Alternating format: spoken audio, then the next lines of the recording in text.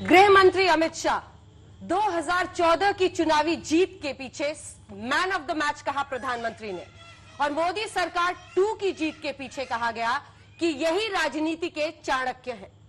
मोदी सरकार 2 में ओपनिंग बल्लेबाज के रूप में जिसने धुआंधार पारी के साथ शुरुआत की, आज वो सरकार 1 साल पूरा होने पर कहां खड़ी है, क्या है उसकी सोच आने वाले 4 सालों के लिए, कैसे कोरोना के संकट काल में सरकार तैयार है जूझने के लिए, इन सब पर चर्चा करेंगे। लेकिन शुरुआत, गृह मंत्री जी बहुत स्वागत आपका आज तक पर। धन्यवाद। बहुत दिनों बाद आज आपका इंटरव्यू हो रहा है, लेकिन पहला सवाल यही होगा, आज ही के दिन आप गृह मंत्री बने थे, बधाई आपको 1 साल पूरा करने पर। इससे पहले अध्यक्ष के तौर पर हमेशा आपसे चर्चा होती थी, सब आपको अध्यक्ष जी बोलते हैं।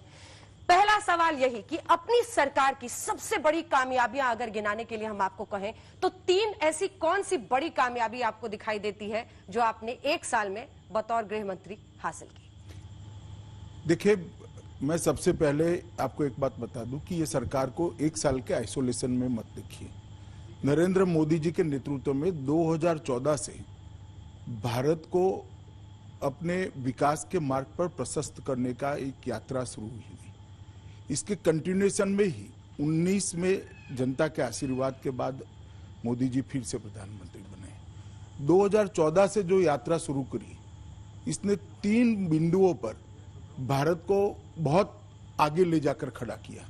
सबसे पहले 60 करोड़ गरीब, दलित, आदिवासी पिछड़ों के जीवन के अंदर उनके जीवन स्तर को उठाने के लिए एक प्रयास किया गया। दूसरी बात, इतने बड़े देश के अर्थतंत्र को एक ही धारा में लाने का काम ये 2014 से 19 के बीच में किया गया, और $5 ट्रिलियन की इकोनॉमी का एक लक्ष्य रखकर हम आगे बढ़े। और तीसरी बात, भारत की सुरक्षा, भारत का सीमाओं की रक्षा और भारत के गौरव, ये तीनों को सुदृढ़ करते हुए भारत को गौरवशाली बनाने का प्रयास किया गया। मैं थोड़ा डिटेल में इसलिए बताना चाहता हूं कि इसी परिप्रेक्ष्य में आप दूसरे कार्यकाल को देख सकते हैं। 60 करोड़ गरीब परिवारों के घर में बैंक अकाउंट नहीं था, लगभग 36 करोड़ बैंक अकाउंट खोल दिए गए। 2.5 करोड़ लोगों से ज्यादा लोगों को घर दिया गया। 10 करोड़ से ज्यादा लोगों के घर में बिजली पहुंचाई गई। 10 करोड़ घरों के अंदर शौचालय पहुंचा गया। 50 करोड़ लोगों को प्रधानमंत्री आयुष्मान भारत योजना के तहत 5 लाख तक का पूरा स्वास्थ्य का खर्चा भारत सरकार की ओर से देने की योजना लेकर आए, और आज करोड़ों लोग इसका फायदा उठा चुके हैं। इस प्रकार से गरीब के जीवन के अंदर एक नई आशा का किरण प्रगटाने का, एक आत्मविश्वास को आरोपित करने का, और देश के विकास में वो भी कुछ कर सकता है, ये जज्बा पैदा करने का काम नरेंद्र मोदी सरकार ने किया। इसके साथ साथ सर्जिकल स्ट्राइक, एयर स्ट्राइक, और जिसको कहते हैं हमारी सीमाओं को सुरक्षित करने के लिए कभी भी भारत ने जिस रास्ते को अख्तियार नहीं किया था, मोदी जी ने इस रास्ते को अख्तियार करते हुए दुनिया भर में भारत की एक साख बनाई कि भारत की सीमाओं के साथ कोई छेड़खानी नहीं कर सकता। जीएसटी लाने का काम किया, बहुत सारे रिफॉर्म्स लाकर हमारे अर्थतंत्र के सभी पैरामीटर्स को एक जगह पे पहुंचाने का काम किया, और उसके बाद में एक प्रचंड जनादेश ये सारे कामों के आधार पर फिर से एक बार मिला, और 19 में मोदी 2 की शुरुआत हुई। मोदी 2 की शुरुआत ही जल शक्ति मंत्रालय की रचना से हुई। जल शक्ति मंत्रालय जो पहले गरीबों के कल्याण के लिए एक श्रृंखला जो बनी थी, इसके अंदर एक कड़ी के रूप में जुड़ा कि अब भारत के हर नागरिक को 2022 तक हम पाइपलाइन द्वारा शुद्ध पीने का पानी पहुंचाएंगे। मैं मानता हूं कि भारत जैसे बड़े देश के लिए ये बहुत महत्वाकांक्षी प्रोग्राम है, और मोदी जी ने शुद्ध पीने के पानी की योजना देने के साथ ही स्वास्थ्य, पानी, बिजली, घर, उनको शौचालय, इस सारी चीजें देकर 60 करोड़ गरीबों के जीवन स्तर को ऊपर उठाने की जो एक प्रक्रिया थी, इसको समाप्त किया है। इसके साथ सीडीएस की भी रचना का वर्षों से लंबित कार्य पूरा कर दिया गया। ढेर सारे रिफॉर्म्स ये 1 ही साल के अंदर कर दिए गए, और मैं मानता हूं कि ये 1 साल के अंदर चाहे मछुआरों के कल्याण के लिए अलग मंत्रालय बनाना हो, ब्लू इकोनॉमी का एक नया कंसेप्ट देना हो, और अंत में आत्मनिर्भर भारत का नारा देकर भारत की 130 करोड़ की जनशक्ति को भारत के विकास के साथ भारत के अर्थतंत्र को गति देने के लिए लगाना हो। ये सारी चीजें यही एक साल में हुई। इसके साथ साथ ढेर सारे इश्यू थे जो 60 साल से लंबित थे, जैसे धारा 370, 35 से श्री राम जन्मभूमि का मसला हो, ढेर सारे इश्यू 60 साल से पेंडिंग थे। मुस्लिम महिलाओं को ट्रिपल तलाक हटाकर न्याय देने की प्रक्रिया हो, ये सारे इश्यू को भी एक ही साल के अंदर समाप्त कर एक छलांग लगाकर हम अखंड भारत की दिशा में, अखंड भारत, एक भारत की दिशा में और सुरक्षित भारत की दिशा में और सामाजिक न्याय की दृष्टि से जो शुरुआत 2014 में की थी ट्रिपल तलाक लाकर, उसको आगे बढ़ाने का काम मोदी जी ने किया है। तो मैं मानता हूं कुल मिलाकर पहले 5 साल और मोदी 2 का 1 साल भारत के इतिहास में बहुत परिवर्तनकारी रहा है, भारत को विकास की पटरी पर पहुंचाने वाला रहा है और इसके साथ साथ दुनिया में भारत के गौरव को दुनिया के सामने प्रस्थापित करने वाला रहा है।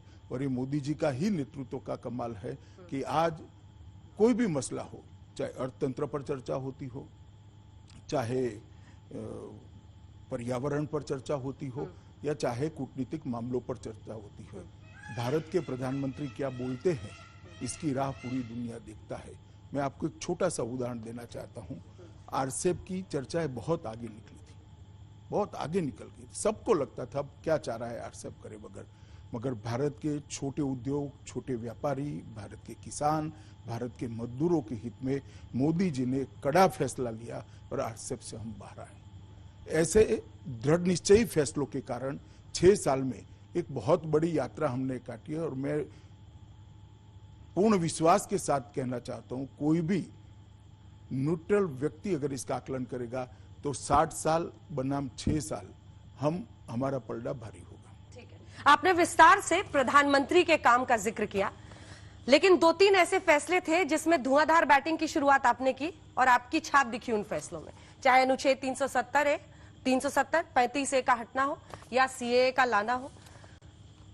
इन पर मैं बाद में चर्चा करूंगी क्योंकि MHA की गाइडलाइंस आज ही आई हैं कोरोना को लेकर, इसीलिए मैं उसके साथ शुरुआत करना चाहती हूं क्योंकि आपकी नजर से सभी लोग समझना चाहेंगे कि कोरोना काल में जब हम लॉकडाउन 4 के बाद अनलॉक 1 में जा रहे हैं तो उसका अर्थ क्या माने देश, क्या है सरकार की सोच, क्या अब आप लोगों पर छोड़ रहे हैं कि वो सावधानी से चलें तो सुरक्षित रहेंगे?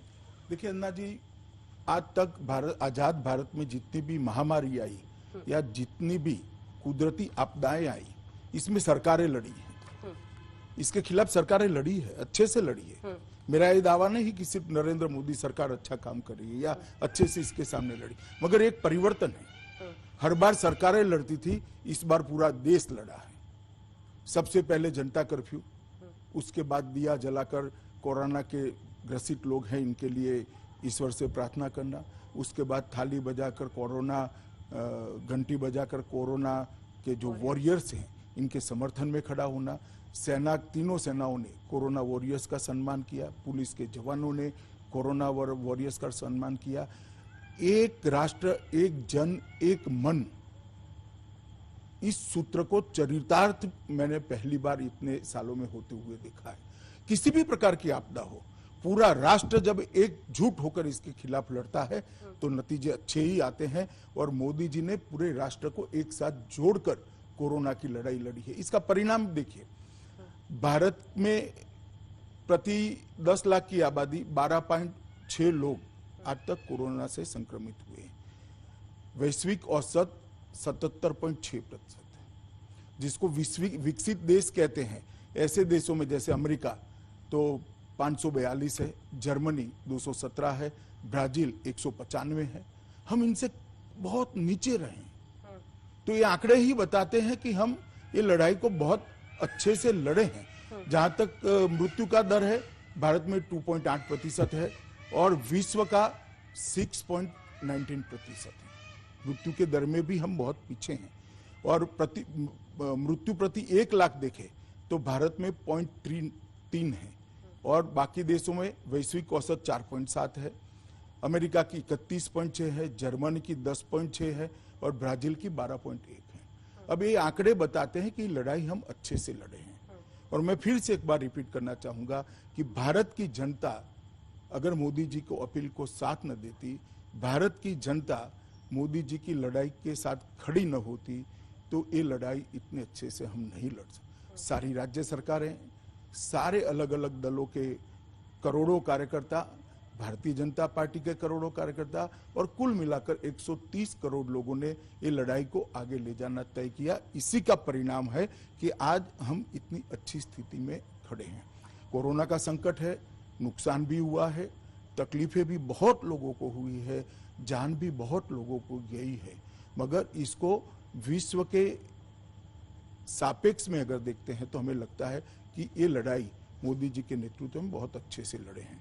आपने लेकिन कहा कि सभी पार्टियों का भी सहयोग मिला और सभी पार्टियों के कार्यकर्ता, सभी राज्य सरकार मिलके, लेकिन अंदर की बात तो ये है मैं एक बात, हाँ। कुछ वक्रदृष्टा लोगों को साइड पे रख दीजिए। कौन कौन?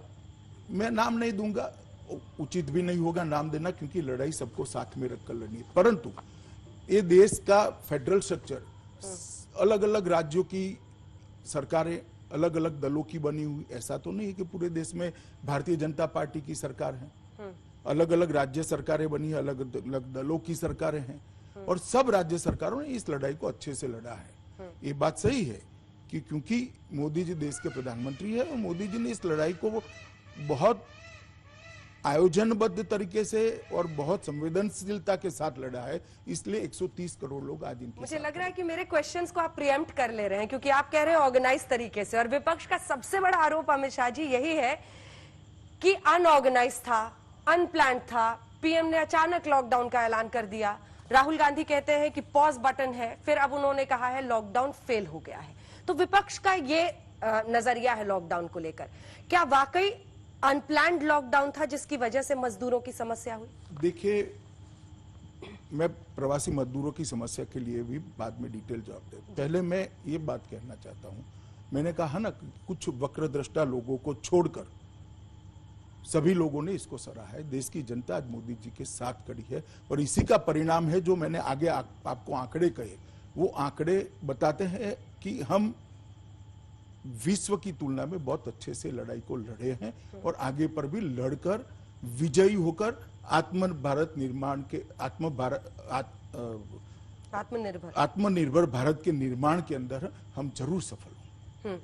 लेकिन ये 8 जून से, जो मैं इस पर वापस लौटूंगी, 8 जून से जो सर हम मॉल्स तक खुल रहे हैं, धार्मिक स्थल खुलेंगे, एक बड़ी चुनौती थी लॉकडाउन 1 को इन्फोर्स करना। अब अनलॉक 1 उससे भी बड़ी चुनौती होगी, क्योंकि नियमों का पालन कराना होगा, हर जगह ये सुनिश्चित करना होगा कि कोई भी इसको कोरोना अपने आप में ही चुनौती है, क्योंकि ना इसका टीका बना है ना दवाई बनी, तो अपने आप में ही चुनौती है। चुनौती नहीं है ऐसा मेरा नहीं कहना है, मगर हम चुनौती के सामने लड़ेंगे और सफल भी होंगे, ये हमें विश्वास है। अनलॉक 1 को कैसे समझे आम दर्शक जो आपको इस वक्त सुन रहा होगा? देखिए, अनलॉक 1 संयम के साथ गतिविधियों को चालू करना है, सावधानी के साथ कोरोना पर विजय प्राप्त करनी है और सबके सहयोग से इस संकट से बाहर निकलने का नाम है अनलॉक 1। अब देश के जिस हिस्से के अंदर ज्यादा कोरोना की बीमारी हो, कंटेनमेंट जोन राज्य बनाएंगे, वहां पर सारी जो प्रतिबंध है वो लागू रहेंगे और जहां पर समस्या थोड़ी सरल हुई है वहां पर गतिविधियां भी चढ़ेगी, जीवन भी फिर से पुनः दौड़ता होगा और हम आगे बढ़ेंगे। अनलॉक 1 के ऐलान के पहले लेकिन राजनीति का अनलॉक हो गया था। आज आप राहुल गांधी पर डायरेक्टली बोलने से क्या थोड़ा सा बच रहे हैं? ना, ऐसा नहीं। मैंने कहा ना कि हर एक का अपना अपना नजरिया होता है। मेरा नजरिया ये है, मेरी पार्टी का नजरिया है, प्रधानमंत्री जी का नजरिया ये है कि देश एकजुट होकर ये लड़ाई लड़ा है और अगर कुछ वक्रदृष्टा लोग देश की एकजुटता के अंदर गलत बयान कर कहीं पर भी दरार खड़ी करना चाहते। मैं नहीं मानता कि देश की जनता इनके साथ है। राज्य सरकारों के साथ चूंकि आप समन्वय कर रहे थे, तमाम चीफ मिनिस्टर्स, इससे पहले पीएम खुद बात करते थे, आप उस मीटिंग में रहते थे, बट इस बार लॉकडाउन 4 के अंत की तरफ आपने खुद तमाम मुख्यमंत्रियों से बातचीत की और फिर पीएम को ब्रीफ किया। राज्यों की क्या इच्छा थी, वो क्या उनके साथ समन्वय में कहीं दिक्कत आई? देखिए, प्रधानमंत्री जी ने 5 बार सभी राज्यों के मुख्यमंत्रियों के साथ वीडियो कॉन्फ्रेंस के माध्यम से मीटिंग करी है। हर बार मेरी भी बात होती थी, कई मुख्यमंत्री प्रधानमंत्री जी को भी संपर्क करते थे, कई बार प्रधानमंत्री जी भी मुख्यमंत्रियों से बात करते थे, और ये तालमेल के कारण ही आज हम यहाँ पर पहुंचे हैं। परसों भी मेरी सबसे बात हुई है। ये जो आज जो हमारी गाइडलाइन आई है, ये गाइडलाइन सबसे चर्चा करने के बाद है और बाय एंड लार्ज सबकी इसमें सहमति है। पश्चिम बंगाल सरकार, ममता बनर्जी, जिन्होंने कहा है कि हमें सहायता नहीं मिल रही है, अब श्रमिक स्पेशल पर भी मैं उस पर चाहती हूं कि मजदूरों पर अलग से हम लोग चर्चा करें, लेकिन उन्होंने लगातार ये कहा कि जितनी मदद मिलनी चाहिए, राज्यों को पैसा मिलना चाहिए, चाहे वो पंजाब सरकार हो, वहां से शिकायत आई, महाराष्ट्र सरकार हो, ये जो मतभेद हुए, इन पर आपका क्या जवाब होगा? देखिए, मैं नहीं मानता ये कोई बहुत बड़ा मतभेद है। 1,70,000 करोड़ का गरीब कल्याण पैकेज और उसके अलावे भी 12,000 करोड़ रुपया एनडीआरएफ फंड के भेजे गए, वित्त मंत्रालय के द्वारा भी और 22,000 करोड़ भेजे गए, ढेर सारी सहायता भेजी है। मगर केंद्र सरकार की भी एक मर्यादा है। जैसे मैं आपको बताता हूँ, कुल 41 करोड़ लोगों, 41 करोड़ लोगों को 53,000 करोड़ रुपया सीधा उनके बैंक अकाउंट के अंदर डाल दिया गया है। अब ये सभी राज्यों में गया है, कोई एक राज्य में, सिर्फ बीजेपी शासित राज्यों में नहीं गया है। बंगाल में भी गया है, पंजाब में भी गया है, महाराष्ट्र में भी गया है, केरल में भी गया है, तमिलनाडु में भी गया है, गुजरात, मध्य प्रदेश, राजस्थान और यूपी में भी गया है। लगभग जनधन योजना के जिनके अकाउंट है, ऐसे 20 करोड़ महिलाओं को 20,000 करोड़ रुपया इनके बैंक अकाउंट में ऑलरेडी डाल चुके हैं। जहां तक दिव्यांगजनों का सवाल है, 3 करोड़ वृद्ध और दिव्यांगजनों के अकाउंट में 2800 करोड़ से ज्यादा अमाउंट हमने डाल दी है। मैं मानता हूं ये सभी राज्यों के अंदर जो नीडी लोग हैं, जिनको जरूरत है, उन लोगों तक पहुंचा है। पीएम किसान योजना के तहत लगभग 8.25 करोड़ किसानों के बैंक अकाउंट में 16,394 करोड़ रुपया डाल दिया हमने। ये भी सब देश के सभी किसानों के वहां पहुंचा है। लगभग जो कंस्ट्रक्शन के काम में श्रमिक जुड़े हुए हैं, ऐसे 2.25 करोड़ श्रमिकों के अकाउंट में 4,000 करोड़ रुपया डाल दिया गया है। और लगभग अनाज की हम बात करें, जो भारत सरकार के द्वारा वितरित किया है, 36 प्रदेशों में लगभग 83.87 लाख मैट्रिक टन अनाज ये 3 महीनों में बांटा गया है। मैं मानता हूं ये सब राज्यों को ही दिया गया है। राज्यों को उनके खर्चे के लिए भी, शुरुआती खर्चे के लिए भी एसडीआरएफ, एनडीआरएफ के तहत 11,000 करोड़ रुपया दिया गया। वित्त मंत्रालय ने भी अपनी पहली किस्त समय से पहले जारी कर दी, क्योंकि वो इसका समुचित उपयोग कर सके। और अब जो 20 लाख करोड़ का पैकेज हमने घोषणा किया है, वो 20 लाख करोड़ रुपए का पैकेज भी जिन जिन इकाइयों को मिलने वाला है, वो सभी राज्यों में है। लगभग 1.5 लाख टन से ज्यादा तो हमने दलहन भेजी है। ये सारी सहायता राज्यों को भेजी है, ऐसा नहीं है नहीं भेजी है। हाँ, अपना एक नजरिया होता है, ज्यादा मांग करना और ज्यादा मोदी जी के साथ अपने राज्य का पक्ष रखना, इसमें मैं कोई बहुत बुराई नहीं देखता। ऐसा होता रहता है, राज्य मांगते भी है। परंतु मैं इतना सुनिश्चित रूप से कहना चाहता हूं कि इतनी बड़ी महामारी में आज तक के किसी भी संकट से ज्यादा पैसा भारत सरकार ने राज्यों को भेजा है। अब आते हैं प्रवासी मजदूरों पर, अमित शाह जी, क्योंकि जब तस्वीरें आने लगी अलग अलग जगहों पर, लोगों ने देखा कि प्रवासी मजदूर कई पैदल ही निकल पड़ रहे हैं 1000 किलोमीटर के सफर पर घर पहुंचने के लिए, और लॉकडाउन की घोषणा हो चुकी थी। अलग अलग देश भर से तस्वीरें आई।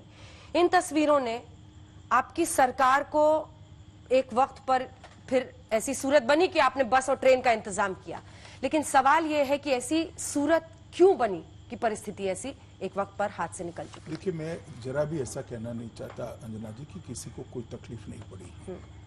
और जिन जिन को तकलीफ पड़ी है इसके लिए प्रधानमंत्री जी स्वयं, मैं भी, मेरी सरकार और मेरी पार्टी, सभी लोग बहुत संवेदना रखते हैं क्योंकि इनको बहुत तकलीफ पड़ी है।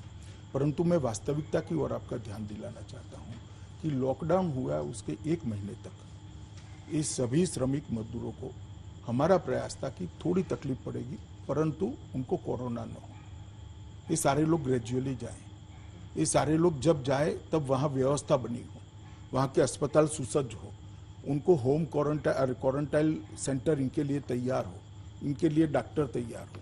तो हमने 1 मई से मतलब अप्रैल का पूरा महीना इनको रहने की, खाने की सुविधा की। इसके लिए ही 11,000 करोड़ रुपया पहले से हमने हर कलेक्टर के हाथ में पहुंचे इस प्रकार से यहाँ से भेजा, जिससे कैंप लगे, कैंप के अंदर स्वास्थ्य की सुविधाएं थी और खाने पीने की व्यवस्था भी हुई थी। 1 मई से मजदूर दिन के दिन प्रवासी मजदूरों के लिए श्रमिक ट्रेनों की शुरुआत हुई। उसके पहले जो नजदीकी राज्य थे इसके अंदर बसों से लोग भेजना हमने लगभग 20 तारीख से शुरू कर दिया था, दोनों राज्यों की म्यूचुअल कंसर्न से।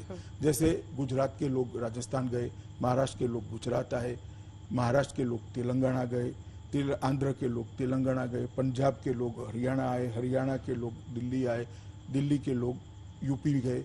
इस प्रकार से 41 लाख श्रमिक लगभग 10 मई के पहले अपने अपने गंतव्य स्थान पर पहुंचे। उनकी भी क्वारंटाइन करने की व्यवस्था और ये सारी व्यवस्था, ये मैं 41 लाख सरकारी व्यवस्था से जाने वाले लोगों का आंकड़ा बता रहा हूं जो फ्री ऑफ कॉस्ट गए हैं।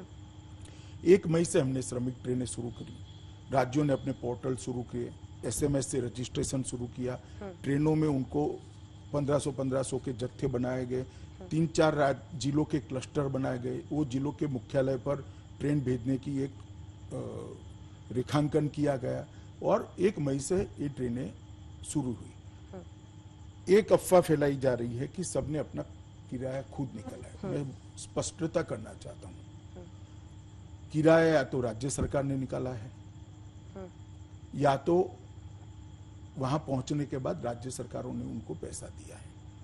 100 रुपया अगर खर्च होता है तो 15 रुपया ही राज्य सरकारों से लिया गया, 85 रुपया भारत सरकार के रेलवे के द्वारा उठाया गया, खर्च उठाया गया। 100 रुपये में से 85 रुपया, 15 रुपया राज्य सरकारों ने दी। कुछ राज्य सरकारों ने व्यवस्था इस तरह से की कि अगर हम पहले ही इनको पैसा दे देंगे तो वो यहाँ आकर क्वारंटाइन नहीं करेंगे और अपने परिवार को भी जोखिम में डालेंगे। तो क्वारंटाइन सेंटर में आने के बाद उनको कुछ राज्यों ने 1,000 रुपया वैसे ही दे दिया, कुछ राज्यों ने टिकट का पैसा प्लस 500 रुपया दिया, ओडिशा ने 2,000 रुपया दिया और क्वारंटाइन सेंटर में रहने की और खाने की सुविधा सभी राज्यों से की गई। अब आगे सुनिए, बहुत सारे राज्यों ने, लगभग हर राज्य ने उनके घर से रेलवे स्टेशन तक लाने की व्यवस्था की है फ्री ऑफ कॉस्ट। रेलवे ने 85% पैसा उठाया, टिकटें राज्य सरकारों ने निकाली है। वहां पहुंचने के बाद उनके गृह जिले में पहुंचाने का काम भी राज्य सरकार की STO के जा रहा। यूपी की ही मैं बात करूं तो सबसे ज्यादा यात्री यूपी में पहुंचे प्रवासी मजदूर, मगर हर रेलवे स्टेशन पर 11,500 से ज्यादा यूपी की बसें, ऐसे बिहार भी, और रेलवे ने भी कुछ ट्रेनें चलाई अपने अपने जिले में और उनको बहुत अच्छे तरीके से वहां पहुंचाया गया। वहाँ क्वारंटाइन सेंटर में रखा गया, उनको क्वारंटाइन पीरियड भी अब समाप्त होने आया, वो अपने अपने वहाँ खाने पीने की, स्वास्थ्य की सारी व्यवस्थाएं करी है। कुछ यूपी जैसे राज्य ने किट भी बना कर दिया है राशन का कि जो उनको 1 महीने तक घर पे जाकर भी काम में आएगा। और फिर भी जो लोग धैर्य खो बैठे वो रोड पर निकले हैं, दृश्य भी बने हैं और उनको तकलीफ भी हुई है। उसके लिए भी भारत सरकार ने तुरंत ही वीडियो कॉन्फ्रेंस कर व्यवस्था की कि हाईवे पर ST बसें दौड़ाई जाए और इन सबको 4 जिलों के बीच में एक रेलवे स्टेशन इंगित कर वहां रखने की व्यवस्था की जाए और रेलवे ने वहीं से फिर से ट्रेन चलाई। बहुत डिटेल व्यवस्था करी है, मगर जिस प्रकार की स्थिति थी इसमें कुछ दिन आपाधापी जरूर हुई। इसमें मैं कोई आपको ना बोलना भी नहीं चाहता और इससे सच्चाई से भागने का कोई मतलब भी नहीं है। उन सबको जो तकलीफ हुई इसका दर्द हमें भी है, मगर इसका मतलब ये नहीं है कि पूरी व्यवस्था टूट पड़ी है।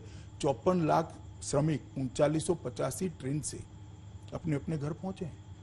41 लाख श्रमिक बसों से अपने अपने घर पहुंचे हैं। कुल मिलाकर 1 करोड़ श्रमिक आज तक घर पे पहुंच चुके हैं। लगभग 1.5 करोड़ लोगों को रेलवे ने खाना खिलाया है। लगभग 2.25 करोड़ पानी के बोतल बांटे गए हैं। राज्यों ने इस सब के लिए क्वारंटाइन सेंटर बनाए हैं। एक बहुत बड़ी व्यवस्था बनाए रखने के लिए बहुत बड़ा प्रयास हुआ है। हमने ये बात सम्मानीय सुप्रीम कोर्ट के सामने भी रखी है अच्छे तरीके से। आप वो हलफनामा देखोगी तो इसमें बहुत सारी चीजें मिल आएगी। परंतु मेरा इतना ही कहना है कि ये संकट के समय में व्यवस्था बनाने में अगर कहीं पर भी कोई धैर्य खो बैठता है और पैदल निकल पड़ा, उसका दर्द हमें भी है। वो न निकलते तो अच्छा था, ऐसा नहीं थी, व्यवस्था नहीं थी। हो सकता है 3-4 दिन बाद वो आ जाते। आज स्थिति ऐसी है कि धीरे धीरे अब ट्रेनें कम होने लगी है, क्योंकि ज्यादातर लोग अपने अपने गंतव्य स्थान पर पहुंच चुके हैं। इस पर 3 काउंटर क्वेश्चन है सर मेरा, जो आपने ये बात कहा है उस पर। जरूर। सबसे पहले जब रेल किराए की आपने बात की, तो चाहे वो मध्य प्रदेश सरकार हो, चाहे वो महाराष्ट्र सरकार हो, किसी भी पार्टी के शासित राज्य हो, इसीलिए मैंने 2-3 राज्यों का जिक्र किया। मजदूर जब अपने घर पर पहुंचे, हमारे सहयोगी गए, माइक लगाया, पूछा कैसे आए, बस से आए या ट्रेन से आए, कितना किराया लगा, टिकट दिखाया, बोला हमने 550, 650 किराया दिया। तमाम राज्य किराया ले रहे थे। अब इन मजदूरों की स्थिति ऐसी थी, उनको तो पता नहीं था कि वहां जाएंगे तो हमें 1000 रुपया मिलेगा। मुश्किल से गए।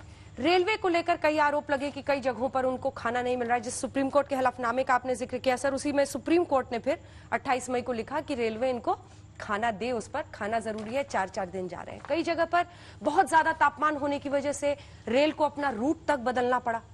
ऐसी परिस्थितियां आई। क्या ये सब कुछ नियंत्रित किया जा सकता था, ताकि इस तरह की त्रासदी जो कई लोगों को झेलनी पड़ी, कई मजदूरों को? पहले आप समझ लीजिए कि एक ही रूट पर हर रोज जिस रूट, मानो महाराष्ट्र से प्रयागराज, मुंबई से प्रयागराज, उस रूट पर 13 ट्रेनें चलती थी, इसकी जगह 70 ट्रेनें चल रही। रेलवे की मर्यादा समझने का भी हमने प्रयास किया है और इसको रिजॉल्व करते हैं, तभी तो मर्यादा समझ में आती है। हर रूट का अपना एक ड्राइवर होता है, जिसको कर्व मालूम है, ब्रिजेस मालूम है, सिग्नलिंग मालूम है। दूसरा ड्राइवर भेज नहीं सकते, और एक रूट पर ज्यादा ट्रेन होने के कारण ट्रेनों का चक्का जाम भी लगा है। अब एक बार आप ट्रेनें कम चलाते हैं तो लोग पैदल निकल पड़ते हैं, ट्रेनें ज्यादा चलाते हैं तो रूट्स कम, मतलब ट्रैक कम है, क्योंकि जाने वाले लगभग 40 जिलों में जा रहे थे। बिहार, महाराष्ट्र, उड़ीसा, बंगाल ने तो ट्रेनें ली भी नहीं। उत्तर प्रदेश तो गुजरात से गए, महाराष्ट्र से गए, तमिलनाडु से गए, पंजाब से गए सभी वहीं, वो 40 जिलों में। इनकी लाइनों की मर्यादा थी, इसके कारण कई जगह 2-2 दिन, 3-3 दिन के बाद ट्रेनें पहुंची है। परंतु ये ठीक नहीं है कि इनको खाना नहीं दिया। उनको खाना भी दिया गया है और वहां पहुंचने के बाद उनका किराया भी दिया गया है, वो क्वारंटाइन सेंटर में रहने के बाद। इसका उद्देश्य, एकमात्र उद्देश्य था कि वो अपने आप को क्वारंटाइन करे, जिससे उनका गांव और उनका परिवार सलामत रहे। ठीक है, इससे पहले कि मैं अन्य मुद्दों पर जाऊं, एक आखिरी सवाल इस पर है, क्या सरकार के पास कोई आंकड़ा है सर, जिसमें ये प्रोजेक्ट हो सके, या क्लियरली पता था पहले से, या पता है अब कि इतने लाख या इतने करोड़ मजदूर हैं जो प्रवासी हैं, दूसरे राज्य में रहकर काम कर रहे हैं? क्या ऐसा अभी भी कोई विस्तृत डेटा है? देखिए, प्रवासी मजदूर तो कई प्रकार के आंकड़े प्रचलन में हैं, मगर जो जाना चाहते हैं, मेरा मानना है कि लगभग 1 करोड़ 10 लाख लोग जा चुके हैं, और अभी भी लगभग 400 ट्रेन, मतलब 3-4 लाख लोगों की सूची राज्यों के पास पेंडिंग है। हो सकता है नहीं भी हो सकती, मगर एज ऑन टुडे की मैं बात करूं, 4-1 लाख लोगों की राज्यों की सूची है। ज्यादातर बंगाल की है, क्योंकि वो थोड़ी ट्रेनें ले रही है ममता दीदी, एक साथ नहीं ले रही है। तो ज्यादातर अब बंगाल और थोड़ा उड़ीसा, क्योंकि वहां चक्रवात के कारण उन्होंने ट्रेनें, गंजाम जिले का ही ज्यादातर प्रवासी मजदूर है, और वहां पर चक्रवात का खतरा होने के कारण उन्होंने कुछ दिन ये प्रक्रिया को रोका था। तो ये 2 राज्यों के अब ज्यादा प्रवासी श्रमिक बचे हैं। यूपी और बिहार के बहुत नहीं बचे हैं। मेरे अंदाज से अब 5-6 से 6 लाख लोग बचे होंगे, मगर इसमें और ऐड हो भी सकते हैं। ठीक है, मैं और अब तो 1 तारीख से तो रेलवे रेगुलर भी चालू हो रही है। हाँ। 250 ट्रेनें अप डाउन मिलाकर हाँ, रेगुलर भी चालू हो रही है। चालू। अब ये प्रवासी मजदूर वापस लौट रहे हैं और आप आर्थिक व्यवस्था को फिर से जान डालने की कोशिश कर रहे हैं। अब कहीं काउंटर चुनौती तो नहीं आ जाएगी? हो सकता है आए, शुरुआती दिक्कतें आएगी, परंतु मुझे भरोसा है कि अपने परिवार को एक बार मिलने के बाद, स्वस्थ होने के बाद परिस्थिति देखकर ये जरूर काम पर लौटेंगे और कई जगह लौटना शुरू भी हुए। कोविड-19 अगर हम देखें तो देश का जो आंकड़ा है वो आपने बताया, हम 1.5 लाख से 1,60,000 के आसपास है और मृत्यु भी हमने 3,000-4,000 के बीच में अभी थामा हुआ है, जबकि मृत्यु दर बाकी देशों में बहुत ज्यादा है। इससे कोई इनकार नहीं कर सकता है, जनसंख्या घनत्व के बावजूद हमने किया है। लेकिन जब हम राज्यवार तरीके से देखें तो top 5 states, top 11 cities 70% cases वहां से आ रहे हैं। मुंबई, गुजरात में अहमदाबाद, सूरत, राजस्थान में कोटा, जयपुर, ऐसे ही हम राज्यों को जब इंदौर, मध्य प्रदेश, महाराष्ट्र के साथ शुरुआत करती हूं। आपको क्या लगता है वहां पर ऐसी परिस्थिति क्यों बनी? देखिए, मैं आपको एक पैटर्न बताता हूं। जहां जहां कोरोना ज्यादा संक्रमण मिला है, जहां बड़े सेंटर है, जहां आबादी का घनत्व ज्यादा है और कई जगह पे रहने की व्यवस्थाएं भी एक साथ रहना पड़े इस प्रकार की है, वहां पर कोरोना फैला है।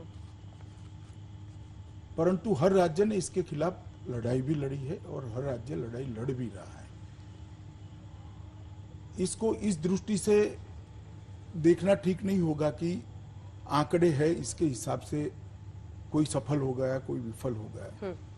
ये लड़ाई सबने मिलकर लड़नी पड़ेगी, देश ने भी लड़नी पड़ेगी, देश की सरकार ने भी लड़नी पड़ेगी, जनता ने भी लड़नी पड़ेगी, राज्य की सरकारों ने भी लड़नी पड़ेगी। और मैं मानता हूं हर स्तर पर सबने अपने अपने से जो बन पड़ा वो अच्छा किया है। लेकिन महाराष्ट्र इकाई जो भारतीय जनता पार्टी की है वो ये मान रही है कि देवेंद्र फडणवीस की सरकार, माफ कीजिएगा, उद्धव ठाकरे की सरकार वैसा काम नहीं कर पा रही है जैसे उनसे इस वक्त उम्मीद है। और आपके सांसद है नारायण राणे, उन्होंने आपको फोन किया क्या? वो तो कह रहे राष्ट्रपति शासन लग जाना चाहिए। वो ठीक है, ये उनकी व्यक्तिगत डिमांड है, ये भारतीय जनता पार्टी की डिमांड नहीं है। परंतु मैं इन जनरल कहना चाहता हूं, मैं पक्षा पक्षी में पड़ना नहीं चाहता। हर राज्य ने अपने से जितना बन पड़े इतना अच्छा काम किया है। उद्धव ठाकरे सरकार में अनुभव की कमी है, इस तरह से भी टारगेट हुआ। क्या आपको भी लगा कि अनुभव की कमी कहीं पर दिखाई दी जो परिस्थिति बनी? मैं किसी भी इस प्रकार की टिप्पणी करना नहीं चाहूंगा। हर राज्य ने, हर राज्य के प्रशासन ने, हर राज्य के नेतृत्व ने कोरोना के खिलाफ लड़ाई में केंद्र का साथ दिया है और अच्छी लड़ाई है। गुजरात आपका गृह राज्य भी है, प्रधानमंत्री जी का भी, वहां पर भी बहुत ज्यादा मामले भागे। अहमदाबाद, सूरत सबसे ज्यादा चिंता की बात, और प्रवासी मजदूरों के पलायन का इशू, सूरत में भी कई बार वो सड़कों पर आते थे। उस पर आपकी क्या नजर थी और आपको क्या लगता है कि वहां पर क्या बेहतर किया जा सकता था, अगर ऐसे में सवाल फ्रेम करूं? देखिए, जितना बेहतर किया जाना चाहिए था उतना हुआ है और इसी का परिणाम है कि सबसे ज्यादा प्रवासी मजदूरों को सलामत रूप से घर भेजने में गुजरात देश में टॉप पर रहा है। और बाय एंड लार्ज गुजरात से पैदल जाने वालों की संख्या वगैरह भी कंपेरेटिवली कम रही है। अभी भी गुजरात से आज भी ट्रेनें जा रही हैं, हर रोज ट्रेनें जा रही हैं और अभी गुजरात देश में चौथे नंबर पर है और 10-15 दिनों के आंकड़े धीरे धीरे कम भी होते दिखाई पड़ रहे हैं। दिल्ली में लेकिन आप रहते हैं और दिल्ली में मामले बहुत भाग रहे हैं। बीते एक दिन में 1000 और उसके बाद से आंकड़ा, ये भी बीजेपी के ही आपके नेता, फिर मैं राज्य इकाई की बात करूंगी, उनका ये आरोप है कि केजरीवाल सरकार आंकड़े छिपा रही है, जितने आंकड़े आने चाहिए वो नहीं दिखा रही है अस्पतालों को लेकर। इस पर देखिए, आंकड़े छिपाने से किसी के छिपते नहीं। अगर किसी ने छिपा है तो वो जरूर प्रकट हो जाएंगे। इसलिए मुझे कोई अनुमान करने की जरूरत नहीं। आंकड़े अगर छिपे तो अपने आप आ जाएंगे। परंतु मैं अभी भी एक बात रिपीटेडली कहना चाहता हूं कि सभी राज्य सरकारों ने मोदी जी के नेतृत्व में कोरोना की लड़ाई को मोदी जी से कंधा लड़ाकर मिलाकर लड़ा है।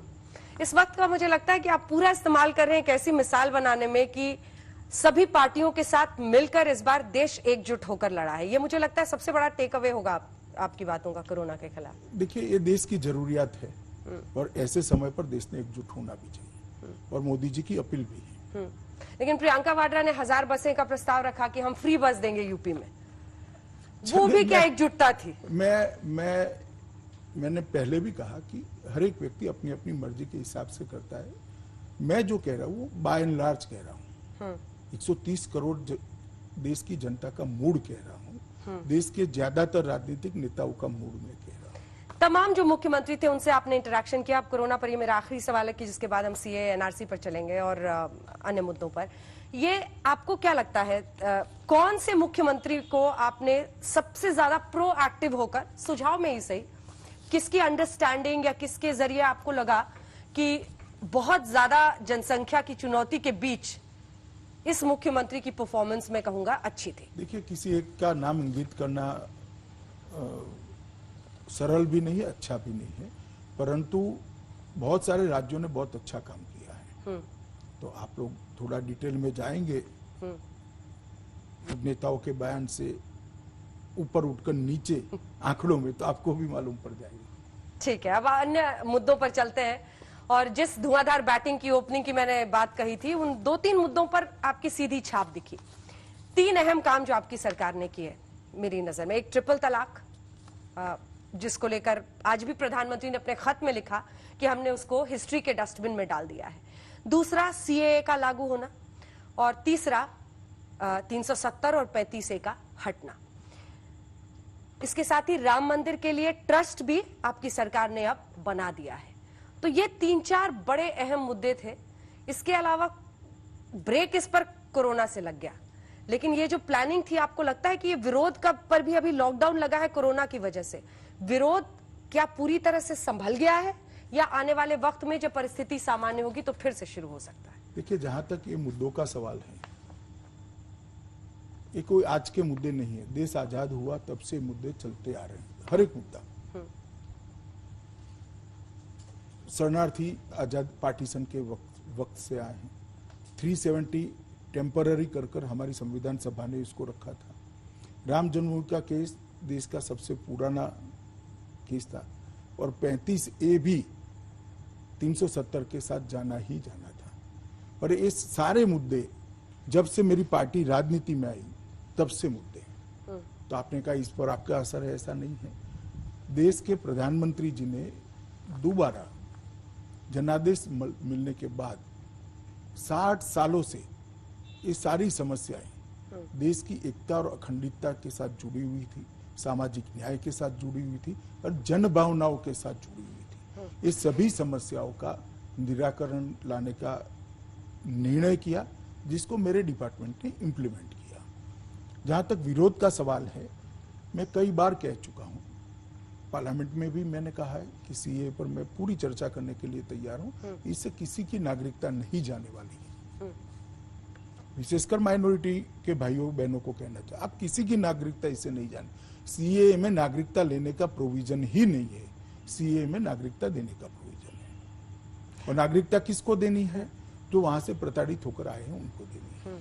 लेकिन शाहीन बाग का प्रोटेस्ट सर आपकी बात से तो रुका नहीं, वो प्रोटेस्ट तो चलता रहा। वो तो लॉकडाउन की वजह से जब कानून का उनको दिखाया गया कि अब तो आप नहीं कर सकते, ये एपिडेमिक एक्ट लग गया है, तब वो हटे। देखिए, डेमोक्रेसी के अंदर कोई अपना विषय, कोई अपनी बात डेमोक्रेटिक तरीके से रखना चाहता है तो उसको आजादी ही है संविधान के तहत। परंतु मैंने सरकार की ओर से, और मैं बिल को पायलट किया हूं, मैं बिल को समझा हूं, इसलिए मैं कह रहा हूं इसमें किसी की भी नागरिकता जाने का सवाल नहीं। मतलब देश में अलग अलग जगहों पर माइनॉरिटीज को डराया जा रहा था क्या, जिसकी वजह से इतने लोग इकट्ठा हुए? अब उनके मन में कुछ तो एक भय है। या तो डराया जा रहा था या तो समझ नीचे तक पहुंची नहीं है। हाँ। जो भी गैप है हम इसको फिलअप भी करेंगे। उनका ये कहना है कि एनआरसी, जब असम में आप सीए प्लस एनआरसी देखते हैं, अगर वैसी परिस्थिति देश में आई तो कौन कौन सा पेपर दिखा पाएगा, नहीं मिलेगा, ये भय है उनमें। जी, मैंने इसकी भी स्पष्टता करी थी, मीडिया के सामने भी करी थी कि भाई अभी एनआरसी आया नहीं है, आएगा तो लाने का कोई बात भी नहीं है, आएगा तब सबसे चर्चा होगा। अभी सीए के अंदर से, सीए के कारण से सबकी नागरिकता जाएगी, जो भय फैलाया गया है वो निराधार है। अब जरा अनुच्छेद 370 पर आते हैं। क्या आपको लगता है कि कश्मीर की परिस्थिति ऐसी अब हो गई है कि वो जो एक हम तनावपूर्ण स्थिति थी, हालांकि जब लगने हटाने के बाद स्थिति नियंत्रण में था, लेकिन अब जो परिस्थितियां बन रही हैं, आपको लगता है कि सब कुछ नियंत्रण में है? धीरे धीरे अब ढील होगी लॉकडाउन में, क्या आपको लगता है सब कुछ सामान्य रहेगा? लॉकडाउन के पहले भी ढीली थी, पूरा कश्मीर कर्फ्यू मुक्ति ही था। कहाँ कर्फ्यू था? लेकिन महबूबा मुफ्ती जी तो अभी भी भाई महबूबा मुफ्ती कश्मीर नहीं है ना, महबूबा जी को भी अपने घर में रखा गया है अभी। फारूक अब्दुल्ला जी को, उमर अब्दुल्ला जी को, सबको छोड़ दिया गया है। अब गिने चुने 25-30 लोग हैं। महबूबा मुफ्ती जी पर क्या विचार है आपका? मेरा विचार इसमें नहीं होता है, वहां का स्थानीय प्रशासन परिस्थिति को देखकर निर्णय करता है। आतंकवाद के नजरिए से अगर कश्मीर को देखें तो हाल ही में अभी बहुत बड़ी वहां पर कार के खेप के जरिए जिसमें 40 किलो आईईडी था, उसको पहले से पकड़ा गया है। लेकिन ये अपने आप में एक संकेत भी है कि आतंकी थमे नहीं है, जैश का हाथ है, ये बताया गया, जानकारी दी। वहां सैयद सलाउद्दीन अपनी हरकतें कर रहा है, आईएसआई के साथ टकराव है पाकिस्तान। मतलब ये जो पाकिस्तान की नजर है कश्मीर पर, उसका क्या इलाज है? क्या आपको लगता है कि इससे स्थिति इसका इलाज तो हो गया 370 निरस्त कर। देखिए, मैं आतंकवाद के बारे में कहना चाहता हूं। जब से मोदी जी प्रधानमंत्री बने, श्री राजनाथ सिंह जी पहले गृह मंत्री थे, उस वक्त भी 14 से 19 तक कश्मीर के आतंकवाद को कठोरता के साथ इस सरकार ने नाबूद करने का प्रयास किया था। और आंकड़े आप देख लीजिए, सबसे अच्छे आंकड़े थे। और 19 से 20 में भी यही बात को हमने आगे बढ़ाया है। भारत की सीमाओं के अंदर विदेश से आकर या विदेश से इशारे से किसी को भी आतंकवाद को आगे बढ़ाने की इजाजत नहीं मिलेगी। ये नरेंद्र मोदी सरकार का अटल निश्चय है।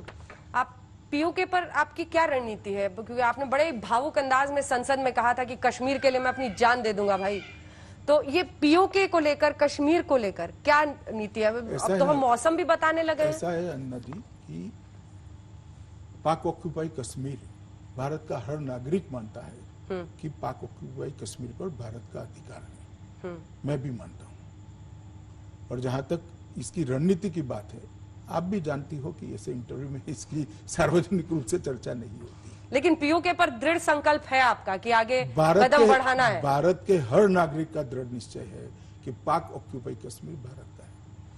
आने वाले वक्त में कुछ बड़ा हो सकता है। मैंने कहा ना कि ऐसी सर, इमरान खान खौफ में घूम रहे हैं वहां पर, हर दिन वो ट्विटर पर अधिकार है टाइटल ढूंढना, मगर मेरी जिम्मेदारी है कि इस तरह की बातें, इस तरह के इंटरव्यू में नहीं।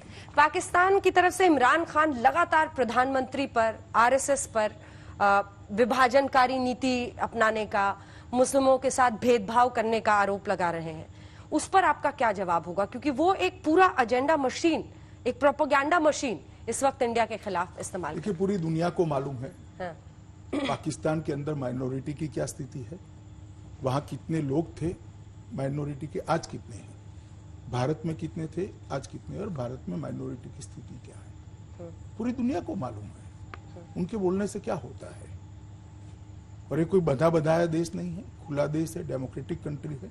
यहाँ पार्लियामेंट के 2 सदन है, जहाँ माइनॉरिटी के भी नुमाइंदे होते हैं, वो अपनी बात रखते हैं, मुखर कर रखते हैं, चर्चा होती है, मीडिया देखती है। पाकिस्तान के बाद अब दूसरी सीमा की तरफ चलते हैं। चीन को लेकर अभी देश में बड़ी चिंता है, जिस तरह की परिस्थिति इस लद्दाख में बनी हुई है। इस पर क्या जानकारी देंगे आप, जिसके बाद मैं अगला प्रश्न करूं? देखिए, जहां तक चीन का सवाल है, मैं इतना ही कहता हूं कि डिप्लोमेटिक स्तर पर और सेना के माध्यम से बातचीत चालू है। परंतु एक बात निश्चित है कि नरेंद्र मोदी सरकार भारत की सीमाओं की सुरक्षा के लिए और भारत के सार्वभौमत्व के लिए कटिबद्ध है। इसकी कुछ भी हानि हम नहीं होने देंगे। बात लेकिन दूर तक गई जब डोनाल्ड ट्रंप, अमेरिकी राष्ट्रपति, ने ट्वीट कर दिया कि प्रधानमंत्री ने कहा है कि वो ठीक मूड में नहीं है इसको लेकर। आपको लगता है कि? चलिए, मैं अमेरिकी राष्ट्रपति के ट्वीट पर कोई टिप्पणी करना नहीं चाहता हूं, परंतु मैं इतना कहता हूं कि हमारी सीमाओं की सुरक्षा और हमारे सार्वभौमत्व पर नरेंद्र मोदी सरकार जरा भी गोताही नहीं दिखाई। और हम किसी भी दूसरे देश के बीच में इंटरवेंशन के लिए बात कभी नहीं कर रहे हैं। कभी नहीं कर रहे। तो चलिए, इसी से मुझे लगता है कि ट्रंप जी से क्या बात हुई है नहीं हुई है इस पर समझ में आ गया। लेकिन चीन के साथ क्या परिस्थिति बनी है सर? क्या बॉर्डर के दोनों तरफ जो आर्मीज है उनके लेकर अंजना जी क्यों खामखा प्रयास करती, इससे ज्यादा मैं नहीं बताऊंगा। मैंने जो बता दिया देश की जनता को जानने के लिए पर्याप्त है। देश की जनता को विश्वास है कि मोदी जी के नेतृत्व में इस देश की सीमाएं सुरक्षित है। लास्ट अटेम्प्ट, क्या हम डिप्लोमेटिक तरीके से ही पूरे इशू को रिजॉल्व कर लेंगे या परिस्थिति बॉर्डर पर ऐसी है कि हमें 10 कदम आगे अभी बढ़ाना पड़े? सेना और डिप्लोमेटिक स्तर पर, दोनों स्तर पर बातचीत चालू है। दोनों ही स्तर पर बातचीत हो रही है और उसी से नियंत्रण हो जाएगा। मैं अगले सवाल की तरफ जाते हुए, कोरोना को लेकर भी कई सवाल हैं, लेकिन उन सब के बीच चूंकि हमने लंबी चर्चा उस पर कर ली है और इन सब पर भी चर्चा कर ली है, मेरा सवाल आपसे यह है कि एक आरोप यह लगा कि अमित शाह आते ही, क्योंकि इससे पहले तो आप अध्यक्ष थे, अध्यक्ष जी थे, गृह मंत्री का काम संभालते ही बहुत जल्दबाजी में आप थे। पहले 1 साल में ही जो तमाम बड़े फैसले थे और तमाम बड़े कदम उठाने थे वो सब आप ताबड़तोड़ उठा रहे थे। क्या वाकई जल्दबाजी में हैं आप? जरा मेरी देर हो गई है। कितने साल? 70 साल की। मैंने कहा ना, ये सारी समस्या आजादी के वक्त से लंबित है और इसमें आप मेरे आने को खामखा जोड़ रही है। नरेंद्र मोदी सरकार तो 6 साल से है। ये फैसला मोदी जी का। अनुच्छेद 370, सीएए, ट्रिपल तलाक। अंजना जी, ऐसा है कि ये फैसला नरेंद्र मोदी जी का है और मैं इसको इम्प्लीमेंट कर रहा हूं क्योंकि मेरा डिपार्टमेंट है। और ये सारी चीजें मेरी पार्टी जब से राजनीति में आई, हमारे हर चुनाव घोषणा पत्र में, हर बार आप हमें सवाल पूछती थी क्यों नहीं करते हो, अब कर लिया तो आप कह रही हो कि जल्दबाजी में हो। एक करने जैसा काम था, इसलिए मोदी जी ने कर दिया। आत्मनिर्भर भारत कैसे बनेगा और ये मेक इन इंडिया से अलग कैसे है सर? क्योंकि इससे पहले भी आत्मनिर्भर भारत, स्वदेशी, क्योंकि पीएम ने ये साफ कर दिया है कि एफडीआई को लेकर हम कोई भी पीछे नहीं हट रहे हैं, एफडीआई में हमारा इंटरेस्ट है। मतलब ये मेक इन इंडिया का ही दूसरा स्वरूप हुआ ना आत्मनिर्भर भारत, और ये कैसे होगा? भारत की 130 करोड़ की जनशक्ति को भारत के अर्थतंत्र की गति और देश के विकास के साथ जोड़ने का नाम है आत्मनिर्भर भारत। अगर हर भारतीय तय करता है कि हम भारत में बनी हुई चीजों का उपयोग करेंगे तो मैं मानता हूं हमारे अर्थतंत्र की गति द्रुत गति हो जाएगी। और मैं आज देश की जनता को अपील भी करना चाहता हूं कि भारत में बनी हुई चीजों का ही उपयोग हम करें और भारत के अर्थतंत्र को गति देने के लिए जो मोदी जी का प्रयास है, इसके साथ हम खड़े रहें और एक आत्मनिर्भर भारत बने। 130 करोड़ की आबादी हमारी शक्ति बने, हमारा बोझ न बने और 130 करोड़ लोग भारत के अर्थतंत्र को गति देने में अपना योगदान दें। मोदी जी ने ढेर सारी नीतियों में भी बदलाव किया है अर्थतंत्र को गति देने के लिए। कोयला के क्षेत्र में, बिजली के क्षेत्र में, इरिगेशन, कृषि के क्षेत्र में, पशुपालन के क्षेत्र में, एक्सपोर्ट इंपोर्ट की पॉलिसी के बारे में, ढेर सारी चीजों को आत्मनिर्भर भारत बनाने की दृष्टि से बदला गया है। और एक कोरोना के पीरियड में भी बहुत सारे फैसले हुए जिसको वित्त मंत्री जी ने अभी सबके सामने रखा था। मैं मानता हूं कि कोरोना के पहले की दुनिया और कोरोना के बाद की दुनिया जो बनने वाली है, इसमें आत्मनिर्भर भारत का नारा और आत्मनिर्भर भारत का अभियान मोदी जी ने जो चलाया है वो देश को एक नई ऊंचाई देने में सक्षम है और सफल भी होगा। ठीक है, लेकिन ये जो विदेशी कंपनियां भारत में है, मतलब आपको अल्टीमेटली एक ग्लोबल इकोनॉमी अपने आप को बनाकर रखना होगा, तो आपको एक बैलेंस स्ट्राइक करना होगा, आत्मनिर्भर, स्वदेशी, विदेशी कंपनी भी। विदेशी कंपनी का कोई प्रोडक्ट है जिसको भारतीय यहाँ की फैक्ट्री में बना रहा है तो वो स्वदेशी कहलाएगा या विदेशी कहलाएगा? मैंने स्पष्ट कहा ना कि हर भारतीय ने भारत में बनी हुई चीजों का इस्तेमाल करना चाहिए। ठीक है, अगर एक तरफ पाक चीन, एक तरफ कोरोना, तो तीसरी तरफ सबसे बड़ी समस्या सर इस वक्त देश की अर्थव्यवस्था को वापस पटरी पर लाने की है। अगर 2014 के बाद जब मोदी सरकार 1 हमने देखा और अच्छे दिन उस समय महत्वपूर्ण था, तो इस बार पीएम ने 5 ट्रिलियन इकोनॉमी इस पर कहा कि हमें फोकस करके आगे बढ़ना है। अभी जो परिस्थितियां हैं वो तो खैर संकट काल से पूरे विश्व में है, लेकिन उस सपने को सबसे बड़ा झटका लग गया है। हम कह सकते हैं कि हम अगर इकोनॉमी के नजरिए से देखें तो बहुत नीचे आ गए हैं। क्या रोड मैप है?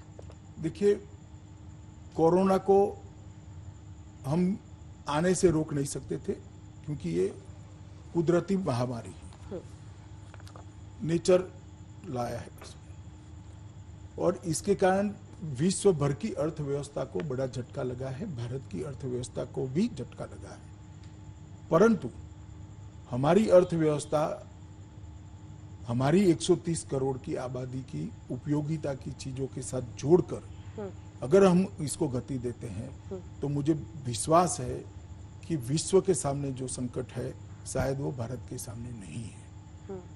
इसीलिए मोदी जी ने सारी पॉलिसी के अंदर कोरोना के समय का उपयोग करते हुए ढेर सारे बदलाव किए, आमूलचूर परिवर्तन किया और ये सारा परिवर्तन भारत के अंदर उत्पादन बढ़ाने के लिए, भारत के अर्थतंत्र को गति देने के लिए और भारत को आत्मनिर्भर बनाने के लिए किया है। और मैं मानता हूं अगर ये रास्ते पर हम सफल होते हैं तो कम से कम नुकसान के साथ हम कोरोना के संकट से अर्थतंत्र को बाहर निकाल लिया है। क्या जो आर्थिक पैकेज का ऐलान हुआ है 20 लाख करोड़ का, उसके जरिए आपको लगता है कि वो परिवर्तन आएगा? क्योंकि विपक्ष का आरोप है कि आप कह रहे हैं 10% ऑफ जीडीपी, लेकिन एक्चुअली वो 1.5% ऑफ जीडीपी है। उनका कहना है, सोनिया गांधी का कहना है कि 10,000 आप सीधे गरीबों के अकाउंट में दीजिए। आप एमएसएमई सेक्टर के जरिए आप कुछ जगहों पर डायरेक्ट ट्रांसफर भी कर रहे हैं क्योंकि अकाउंट्स खुले हैं, और दूसरी तरफ आप इकट्ठा कर रहे हैं, आप कम इजी टर्म्स पे लोन देने की बात कर रहे हैं एमएसएमई सेक्टर को। तो क्या आपको लगता है कि विपक्ष का कहना एक तरफ कि आप डायरेक्टली दीजिए, अभी तो ऐसी हालत कीजिए कि दाल रोटी मजदूर को मिल जाए, उसकी व्यवस्था, और आप एक ऐसा अप्रोच अपना रहे हैं जिसका शायद असर हम कुछ दिन बाद देखें? देखिए, जहां तक दाल रोटी का सवाल है, हर गरीब के लिए हमने राशन कार्ड पर 3 महीने तक एक्स्ट्रा अनाज दिया है और वैसे भी सरकार 2 रुपया किलो गेहूं और 3 रुपया किलो चावल दे रही है, जहां तक दाल रोटी का सवाल है, और ये लगभग 80 करोड़ लोगों को मिल रहा है। पहली बात दाल रोटी की। दूसरी बात, डायरेक्ट दे दीजिए। मैं इतना ही पूछना चाहता हूं कि बहुत सारे आपदाएं कांग्रेस के समय में आई है, जरा कांग्रेस अध्यक्ष का इसका अकाउंट लेकर आए, कितना खाते में डाला है आपने? हमने तो 53,000 करोड़ डाल चुके हैं, हर घर में अनाज पहुंचाया है, हर छोटे उद्योग वालों को लोन लेना है तो भारत सरकार के प्रधानमंत्री नरेंद्र मोदी गारंटर बने हैं, तो बैंक को लोन देने में अब कोई आपत्ति नहीं है क्योंकि भारत सरकार ने इसकी गारंटी ली है। इसकी वर्किंग कैपिटल को बढ़ाने के लिए हमने प्रयास किया है। क्या बात कर रही है कांग्रेस अध्यक्षा? सिर्फ लोगों के अंदर भ्रांति फैलाना और 7,500 रुपया अब सूद चढ़ाकर 10,000 कर दिया। इस मुद्दे पर तो चुनाव हार चुके भैया आप तो नारा लेकर निकले थे, देश की जनता ने रिजेक्ट कर दिया। देश की जनता को समझ में आता है कि 7,500 रुपया देने का चुनावी नारा है। जो इंदिरा जी ने गरीबी हटाओ का लगाया था, गरीबी हटी नहीं। मोदी जी ने बिजली भेज दी, शौचालय भेज दिया, बैंक अकाउंट दे दिया, घर दे दिया, इनकी स्वास्थ्य की 5 लाख तक की सारी सुविधाएं कर दी, उनका बीमा ले लिया, किसानों को 6,000 रुपया हर अकाउंट में दिया। और आप क्या नारा लगा रहे हो भाई? और क्या कर दिया 58 साल इस देश पर शासन पर रहकर? लेकिन उनका गरीब तो ढेर के ढेर रह गए। हाँ। उनका ये कहना है कि ये जो मोदी वैक्सीन है ये तुरंत अभी काम नहीं करेगा, इसका असर बहुत दिन लग जाएगा। आपकी क्या अपेक्षा है? वो हमारी प्रशंसा करेगी क्या? आपको इसमें आश्चर्य क्या हो रहा है? उनको यही करना है। अंजना जी, आप ये अपेक्षा करती है कि सोनिया जी मोदी सरकार ने बहुत अच्छा किया, फिर से चुना कर ला दो, ऐसा कहेगी क्या? नहीं, ये तो वो पहले से कह रहे हैं कि हम भजन कीर्तन थोड़ी करेंगे सरकार के लिए। तो अधीर रंजन चौधरी जी आज मेरे साथ आप भी तो समझ रही है ना कि वो क्यों कह रही है।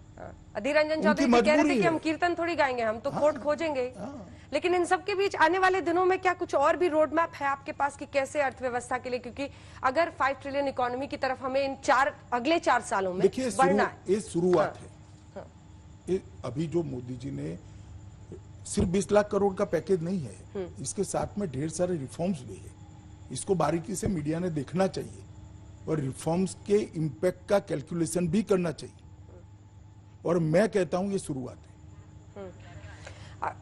गृह मंत्री के तौर पर हम आपकी भूमिका देख रहे हैं, और इससे पहले अध्यक्ष जी, मुझे आगे बढ़ने से पहले ये बताइए कि आपके लिए ज्यादा सरल कौन सा था, सहज क्या था, ज्यादा इंटरेस्टिंग क्या था? क्योंकि आप खुद ही कहते थे कि चुनाव के बिना मन नहीं लगता है, मुझे पॉलिटिक्स को और पीपल माइंडसेट क्या वो चाहते हैं इन सबको पढ़ने में बहुत इंटरेस्ट है। तो अध्यक्ष जी वाला रोल बेटर था या गृह मंत्री जी वाला? देखिए, मेरा रोल एक तो मैं तय नहीं कर सकता, मेरी पार्टी तय करेगी, ये निश्चित है मेरे जैसे कार्यकर्ता के लिए। तो ना मैं अपने आप अध्यक्ष बना हूं, ना मैं अपने आप गृह मंत्री बन सकता हूं। जब पार्टी और प्रधानमंत्री जी तय नहीं करते, मैं गृह मंत्री नहीं बन सकता। परंतु मैं मानता हूं कि जो भी दायित्व मुझे दिया जाएगा, मेरे अनुभव और सूझबूझ का पूरा उपयोग कर तन तोड़ परिश्रम कर इसको देश के भले के लिए सफल बनाने का मैं प्रयास करूंगा, और मुझे लगता है मैंने किया है। अपने पूरे राजनीतिक सफर को आप कैसे पीछे मुड़कर देखते हैं? आपके कुछ डायलॉग्स बहुत फेमस हुए, जिसमें एक था कि मैं समंदर हूं, मेरे किनारे पे घर मत बनाना, मैं लौट कर आऊंगा।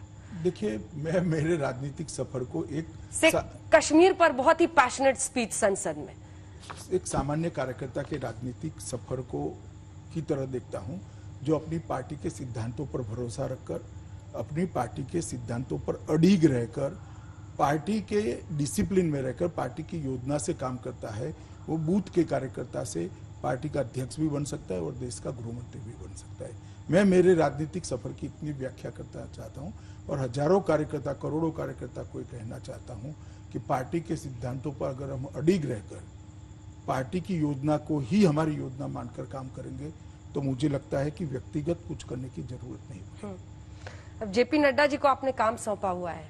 मैंने नहीं सौंपा है जेपी नड्डा जी को, एक पार्टी के पार्लियामेंट्री बोर्ड का निर्णय है, और नड्डा जी बहुत वरिष्ठ नेता है, हमारे राष्ट्रीय अध्यक्ष है, और आज तक हिमाचल से लेकर, बिहार से लेकर दिल्ली तक, राष्ट्रीय महासचिव तक की और केंद्रीय मंत्री तक की अनेक भूमिकाएं इन्होंने सफलतापूर्वक निभाई है। सिर्फ उन्हीं के बारे में नहीं, मैं अन्य लोगों के बारे में भी पूछ रही हूँ। अभी भी पार्टी से संबंधित फैसले के लिए लोग फोन करते हैं, कोई गलती से अध्यक्ष जी तो नहीं कह देता? अभी भी नहीं, कभी कभार कार्यकर्ता अध्यक्ष जी बोल जाता है, मगर फैसले नड्डा जी करते हैं। पर लोग अभी भी कंसल्टेशन के लिए आपकी पार्टी के अन्य नेता कि किस तरह से पार्टी में ये होना चाहिए, वो होना चाहिए, बातचीत जैसे मैं राजनाथ जी, नितिन जी के साथ चर्चा करता था, इतनी मात्रा में नड्डा जी भी मुझसे चर्चा करते, क्योंकि मैं पूर्व अध्यक्ष हूं।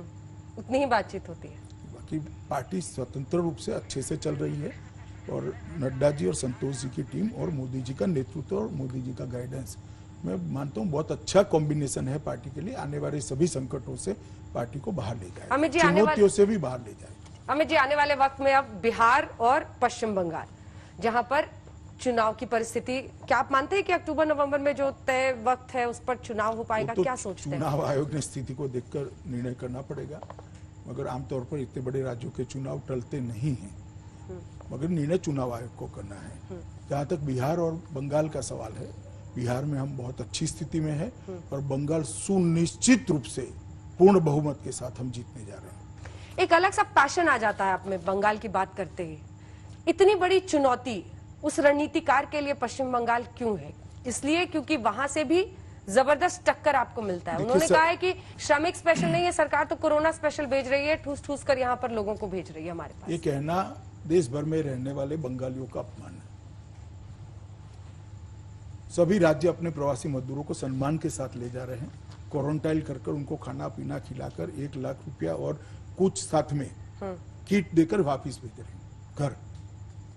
और उनको कोरोना स्पेशल कहना, मैं मानता हूं कि जो बंगाली देश के विकास में अन्य राज्यों में रहकर योगदान दे रहे हैं, इनका अपमान है। और क्यों बंगाल के लिए हम इतना चाहते हैं? क्योंकि सरहदी राज्य है, और जिस तरह से वहां पर परिस्थिति बनी है, मुझे लगता है कि वहां भारतीय जनता पार्टी की सरकार आना निश्चित है। ये बंगाल की जनता तय कर चुकी है, और 19 के चुनाव में इसके इशारे भी बंगाल की जनता ने। हम आपको सक्रिय होते देखेंगे पश्चिम बंगाल में? मैं जरूर सक्रिय होऊंगा। भारतीय जनता पार्टी का हर कार्यकर्ता सक्रिय होगा। क्या रणनीति होगी, क्या तरीका होगा? देखिए, तो अब चुनाव, और कैसे लगता है कि आप जीतेंगे बंगाल? रणनीति तो अध्यक्ष जी तय करेंगे पार्टी के, परंतु जो सबकी भूमिका है, एकजुट होकर सब लगेंगे। वो भी हमेशा कहते हैं कि खास तौर पर टारगेट करते हैं आप लोग पश्चिम बंगाल को, और एक पैशन आप में पश्चिम बंगाल को लेकर दिखता है। तो ये क्यों है? आपको लगता है कि इस भूमि पर अभी तक बीजेपी उस तरह से काबिज नहीं हो पाई? ना, ऐसा नहीं। बहुत सारी जगह है जहां हम नहीं गए। तमिलनाडु में भी नहीं गए, आंध्र प्रदेश में भी नहीं गए, तेलंगाना में भी आधे रास्ते पर पहुंचे। देखिए, केरल और बंगाल, ये दोनों राज्य में राजनीति के अंदर हिंसा शिष्टाचार बन चुकी है, और मुझे लगता है देश की राजनीति के लिए, देश के लोकतंत्र के लिए ठीक नहीं है। ये परिस्थिति बदलनी चाहिए। जो पार्टियां हिंसा का समर्थन करती है, उनको लोकतंत्र के अंदर सत्ता के बाहर होना चाहिए, और बंगाल की जनता इस बार निर्णय करेगी। ममता बनर्जी हिंसा का समर्थन करती हैं? मैंने ऐसा नहीं कहा, मैंने ममता जी का नाम भी नहीं लिया, मगर बंगाल के अंदर राजनीतिक हिंसा है, इससे ना आप इनकार कर सकती हो, ना मैं कर सकता हूं, ना बंगाल कर सकता है। तो जो पार्टियां राजनीतिक हिंसा के लिए जिम्मेदार हैं, जिनको बंगाल संभालना था, पहले 27 साल कम्युनिस्टों ने संभालना था, 10 साल ममता दीदी ने संभालना था, मगर हिंसा नहीं गई, बढ़ती गई, दिन प्रतिदिन बढ़ती गई, और बंगाल भी पिछड़ता गया। मुझे लगता है कि अब परिवर्तन का समय आ गया। मैं वापस अब कोरोना के कुछ सवालों के साथ इस इंटरव्यू का अंत करूंगी। अगर हम अभी देखें, जैसा मैंने सवाल शुरुआत में ही किया था सर आपसे, कि अनलॉक 1 की चुनौती होगी, तो लॉकडाउन के दौरान भी कुछ ऐसी घटनाएं हुई जिनकी वजह से बहुत आंकड़ा बढ़ा, जिनमें से एक निजामुद्दीन मरकज दिल्ली का मामला था। लगभग एक वक्त ऐसा था जब 28 से 30% मामले देश के वहां के कोरोना कैरियर्स की वजह से पूरे देश में फैले। क्या आपको लगता है निजामुद्दीन मरकज का वो आयोजन होने से रोकने में दिल्ली पुलिस वक्त पर कदम नहीं उठा पाई? देखिए, निजामुद्दीन में जो मरकज है, वहां ऐसे कार्यक्रम 365 डेज होते रहते हैं। ये कोई सार्वजनिक कार्यक्रम नहीं था, उनकी मरकज के अंदर कार्यक्रम था, और ये कंटिन्यूअस चलता है। परंतु मुझे लगता है कि समय पर इसको रोक देते और मेडिकल हेल्प लेते तो शायद ये स्थिति नहीं। मौलाना साद को भी अभी तक दिल्ली पुलिस पकड़ नहीं पाई है। कई बार लगता है जैसे लुका छिपी का गेम चल रहा है। वो कहते हैं कि आज वहां है, आप टेस्ट करके दिखाओ, फिर वो कहता है नहीं, हमने तो टेस्ट भेज दिया है। आपको लगता है कि ये ढीलमुल रवैया अच्छा नहीं है, क्योंकि बहुत गंभीर मामला है? ऐसा है, दिल्ली पुलिस अपना प्रोफेशनल काम कर रही है, करने देना चाहिए। आप थोड़ा राह देखिए। कोरोना कैरियर्स पर देश भर में हमने कई जगहों पर हमले देखे, जिसमें इंदौर, मुरादाबाद, कई ऐसी जगह थी, तस्वीरें पथराव तक उन पर हुआ। उसको लेकर सख्त कानून सरकार, आपने भी डॉक्टर से बातचीत की थी, डॉक्टर्स ने कहा था कि आप इसको आपराधिक बनाइए, आपने भी सजा का प्रावधान किया। ये एक बड़ी चुनौती लॉकडाउन के दौरान की रही, उस पर क्या आप देश को ऐसे वक्त पर बताएंगे जिससे लोग आज भी डॉक्टर्स का मन बढ़े, मनोबल? सरकार हर कोरोना वॉरियर के साथ खड़ी है। ऐसी इतने बड़े देश में जितनी भी कुल मिलाकर 70 से 80 घटनाएं सामने आई हैं, और हर जगह कठोर कदम उठाए गए, चाहे राज्य सरकार हो, चाहे दिल्ली सरकार हो, मतलब केंद्र की सरकार हो। हमने कठोर कदम उठाए हैं और आगे पर भी उठाते रहेंगे। देश के गृह मंत्री के तौर पर आने वाले 4 सालों के लिए आपका एजेंडा? विपक्ष तो कहता है कि पता नहीं आप कौन सी नई चीज लेकर आएंगे। मतलब ये जब 370 भी था तो दिन तक लोग यही सोचने की कल्पना कर रहे थे कि 35A शायद आप हटाएंगे, लेकिन आप 370 का। और क्या क्या है, आप एक बार मन का अपना बता दीजिए कि और क्या क्या चाहते हैं आप, बड़ी बड़ी इच्छाएं क्या हैं आपकी? नरेंद्र मोदी सरकार का एक घोषणा पत्र है, मेरा डिपार्टमेंट भी उसी घोषणा पत्र के आधार पर क्या क्या छूटा हुआ है सर घोषणा पत्र में? सबको मालूम है कि क्या हो गया है, क्या छूटा है। और मोदी जी के नेतृत्व में जैसे जैसे देश आगे बढ़ता जाता है, हर चीज, हर चुनौती एक नए कदम की राह खोलती है, और वो कदम मोदी जी के नेतृत्व में तत्काल उठाए जाते हैं। एक सवाल छूट गया था, और वो सवाल दिल्ली में जो परिस्थितियां, जो दंगे हमने देखे, उसको लेकर है। कहां तक जांच पहुंची है? क्या हम ये माने कि उसको लेकर भी कोरोना काल में भी वो जांच की प्रक्रिया चालू है? अगर इस बारे में आप हमारे दर्शकों को पूछ सकते हैं। जांच की प्रक्रिया पूरी गति के साथ चालू है, और आपके कार्यक्रम के माध्यम से मैं देश की जनता को, दिल्ली की जनता को इतना ही कहना चाहता हूं कि जिस किसी ने भी दंगे करे हैं और दंगे के षड्यंत्र करने में भी जिसका हिस्सा है, एक भी व्यक्ति बच नहीं पाएगा। सबको कानून सख्त से सख्त सजा कराएगा। ये अब वापस हम आते हैं कोरोना पर, क्योंकि इसी के साथ अंत करेंगे बहस का। ये आपको लगता है कि कोरोना का अंत होगा या इसके साथ जीने की आदत अब डालनी पड़ेगी? ये अनलॉक 1 तो ऐसा ही इशारा कर रहा है कि पहले जान है तो जहान है, पीएम ने शुरू किया, फिर उन्होंने कहा कि जान भी और जहान भी। अब ये अनलॉक 1 से हम क्या समझें? देखिए, जहां तक इसका टीका या मेडिसिन दवाई बन नहीं जाती है, कोरोना का अंत कैसे आएगा वो सबके मन में सवाल बना है, विश्व भर के मन में है। परंतु सावधानी, 2 गज की दूरी और इसके साथ सफलतापूर्वक मतलब बचकर जीने की आदत, ये 3 चीजें जो मोदी जी ने देश की जनता को कहा है, मुझे लगता है कि भारत इसके साथ रहेगा। क्योंकि जिस दिन जनता कर्फ्यू का ऐलान किया, सबको लगता था ऐसे कभी कर्फ्यू होता है क्या। जिस दिन हर एक व्यक्ति को दिया जलाने के लिए अपील करी और जिस प्रकार से पूरा देश दीपावली हो ऐसे जगमग हो गया, घंटी और थाली बजाने को भी जिस प्रकार से प्रतिसाद मिला, मुझे लगता है 2 गज की दूरी और सावधानी, ये 2 मंत्र को भी देश की जनता जरूर आत्मसात कर कोरोना के साथ ये देश को आगे ले जाएंगे हम, और कोरोना के खिलाफ की लड़ाई भी जीत कर। 2 ही चीज पर सबसे ज्यादा कोरोना काल में सर चर्चा हुई। एक तो कोरोना का ग्राफ कि हमको उसको फ्लैटन करना है, नीचे लाना है, और एक कोरोना का पीक। कई एक्सपर्ट्स का मानना है कि जून जुलाई में वो पीक आ सकता है।